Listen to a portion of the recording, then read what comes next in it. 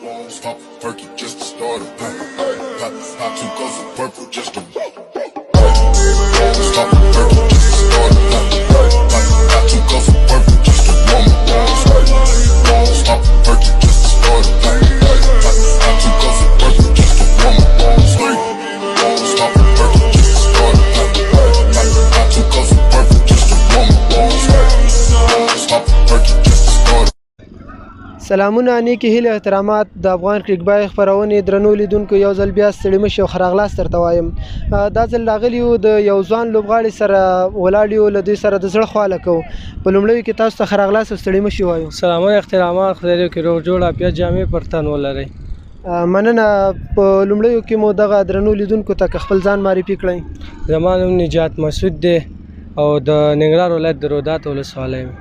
نجات جان، څومره وخت کېږي چې تاسې دلته راځئ او د کرکټ لوبې کوئ؟ زما خو کم از کم 15 کاله به دې باغ کې کېږي. ما پاکستان کې لوبې کړي او کم از کم 15 کاله مې کېږي دې باغ کې زه لوبېږم. ماشاءالله ډېر ښه. 15 کالو کې د کمې لوبې دلته وکړه؟ کوم لوبې تاسو ولوبولې؟ موږ خو دلته ډېر سیالۍ او ډېر دغه ټورنمنټ یې دلته ایستل کېږي او انشاءالله ټورنمنټ داسې ټورنمنټ نشته چې موږ پکې نه اخیستل شوي. موږ اول نه چې ښه کلاړي او ښه دغه لري هغه په هره لوبه کې اخیستل شوي. موږ په هره لوبه کې ودرېدلي وو. د 15 کالو نه لوبېږم.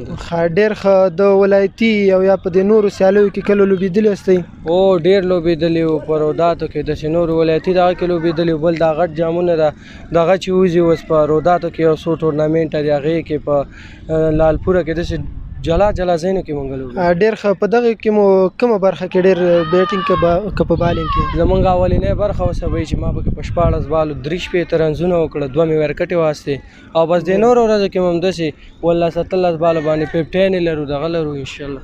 ډېر ښه. یعنې په بیټینګ کوئ خپله؟ بیټینګ هم کوم انشاءالله. ډېره زیاته ښه ده. هغه کومه لوبه ده چې ستاسو نه هېرېدونکې ده، ډېره زیاته درته جالبه ده؟ هغه زمونږ هغه لوبه ده چې نه هېرېدونکې ده. ما پکې 15 شپېته رنزونه وکړه، په 3 بالو باندې 43 رنز پاتې وو.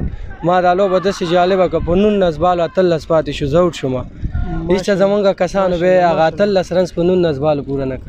ډېر زیات ښه، ډېر زیات ښه پروین والا چې ستا وړتیا د ستایلو ده. نجات جانه، که راته ووایې د افغانستان په کرکټ کې مو د چا لاره تعقیب کړې ده؟ د کوم یو لوبغاړي په پل مو پل ایښی دی؟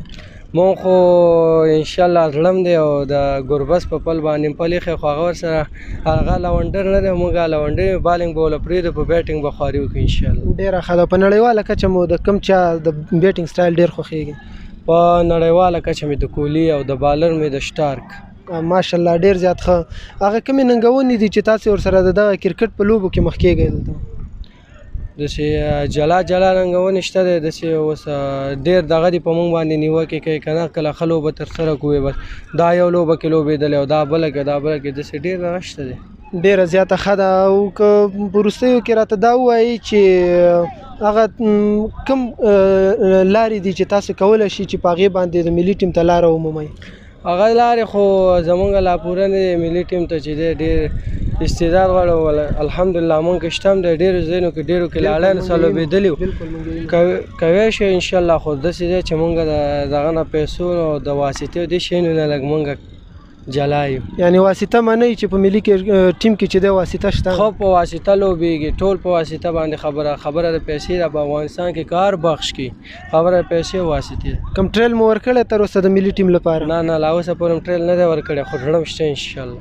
ډېر ښه. په وروستیو کې مو دغه لیدونکو ته پیغام څه دی؟ وروستی کې مو لیدونکو ته پیغام دا دی چې ډېر خراب وخت راغلی، کېدای شي بیا هم کرنټین شي. غریبانانو سره مرسته وکړئ، نشهیي توکو نه ځان وساتئ او پوهنتونونو او کورسونو او دې شیانو سره ډېر علاقه وکړئ. کرکټ ګراونډونه جوړ کړئ، مکتبونه، کورسونه، دې شیانو سره ډېر علاقه. ماشاءالله ډېر ښه. بس کور مو ودان چې موږ ته مو دغه وخت راکړه او موږ سره مو دا خپرونه را جوړه کړله. مننه. آباد اوسې نړۍ. مننه. سلامت اوسه. الله په امان.